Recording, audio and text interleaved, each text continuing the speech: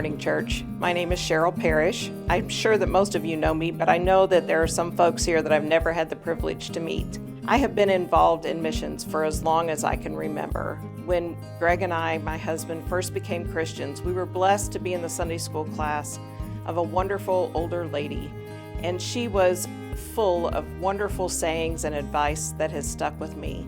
But the one that impacted my life of missions is that one day in Sunday school class, she looked at us and she said that when we see a need, that is God's personal call to us to respond to that need.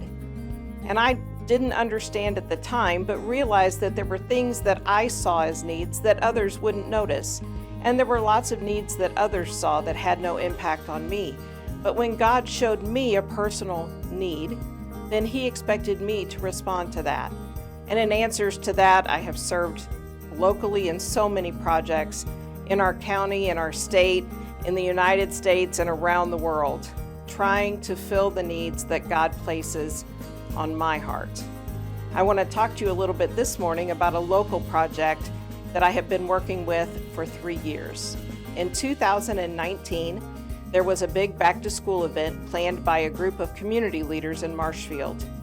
And they contacted me as the church representative lady to come in and help collect the school supplies that would be needed for that event.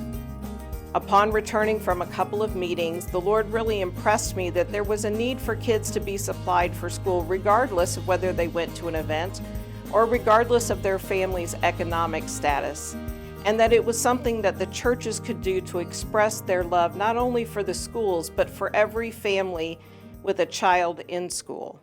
And so, 3 years ago, I sent a few cautious letters to some local churches asking them if they would adopt some of the students at Marshfield schools. And they responded, and in that first year we had 9 churches that went together and supplied the 1,500 Marshfield students from kindergarten through the 6th grade. As the next year came around, I had a couple of other districts reach out to me that had needs, and I had churches expressing their desires to supply kids that were closer to their churches. In the year 2020, it grew to cover 4 school districts, and a total of 3,310 students were supplied. In the Marshfield district from grades K through 8, all of the elementary students of Niangua, Conway, and Fordland school districts, and there were over 20 churches throughout those communities that came together to supply every student the supplies that they needed.